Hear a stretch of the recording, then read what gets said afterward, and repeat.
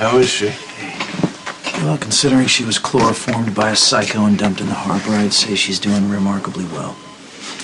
You can't buy a ticket before your time. I'm not ready for a world without my sister.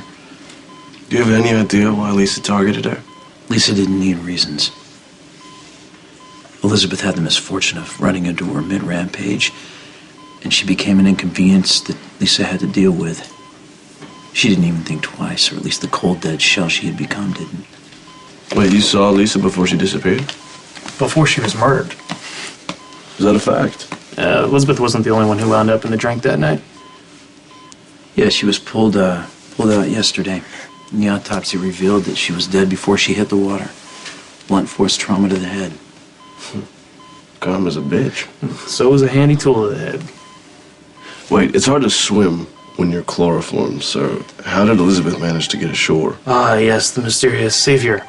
Scooped her up out of the water, delivered her safely to Spoon Island, and served up a healthy dose of mouth-to-mouth. You sound skeptical. Sometimes, when the brain experiences trauma, it has to compensate by conjuring up a happy event until the trauma is past. Or there was a near-death manifestation. Either event makes more sense than the savior rising up from the water and bestowing the gift of life on densely populated Spoon Island. Well, Robin and Patrick must be relieved that she's not chasing after him, right? I mean, everybody should. Look, I know you are both men of medicine and Hippocrates and all that, but you have to admit the world is a better place without Lisa running around. Yeah, no argument there. No, not me either. Is there a suspect? Well, everybody who was on the boat, except for Elizabeth. Oh, hey there. What's up, sleepyhead? Hey. How you feeling? I'm really tired. Yeah, okay. Well, you know what that is, right? It's your body telling you that you need a rest to recover. Hey, don't tire her out. I'll try. I'll check back on you soon, okay? Okay.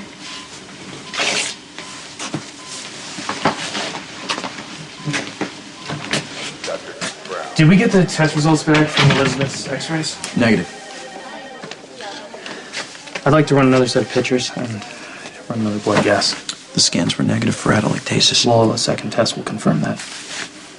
Are you saying that I'm not capable of reading a simple x-ray? I wouldn't go that far, but you have had a lot on your mind. Can I get you anything? Tell me that my boys are okay. Yeah, no, by all accounts, they are having a blast. Being spoiled rotten by some relatives. But not their dad.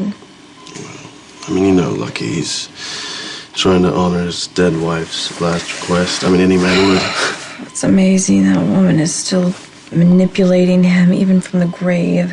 Well, don't worry about that right now, okay? What's important are Cam and Aiden, and they are both fine. Okay, so now you can stop worrying, focus on getting better. I don't think you realize how close you came to checking out. I do. I know I would be dead if it weren't for him. You're a mysterious stranger.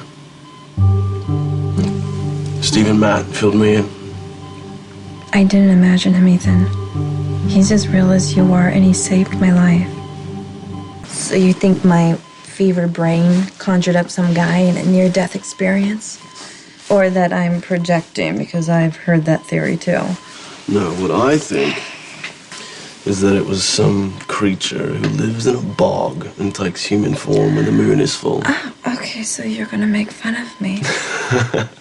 Maybe a little.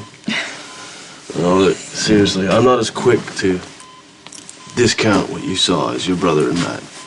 And I've been spending a lot of time on Spoon Island, so I know mystery abounds. Why would you want anything to do with that place?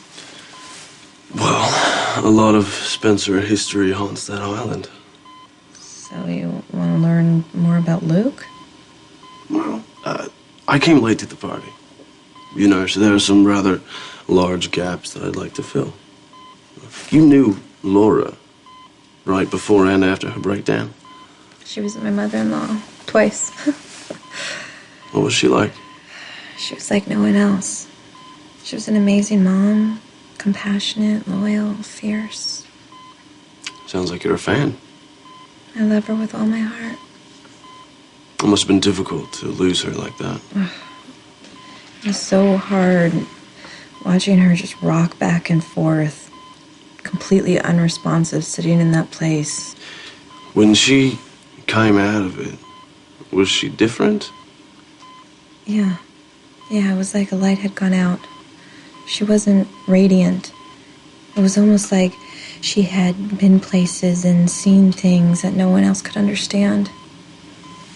I never said anything to the family, but there were a lot of times I felt like Laura wouldn't mind being back there. Well, ultimately, that's what happened, right? No, she's happy and well living in Paris. Well, I've heard that the balance is still delicate. Always. It will always be like that. And that's why Lulu and Nicholas and Lucky are very protective about what they tell her. Well, she sounds like a remarkable woman. Maybe I'll meet her someday. Get on a plane. Maybe I will. But in the meantime, you're going to see what you can find out about her at Wyndemere? Among other things. You know, maybe you should reconsider that fascination. Windemere's not a healthy place to be around. But you have to admit, it is fascinating. The foggy moors, the secret passageways lit from within. My best friend died there.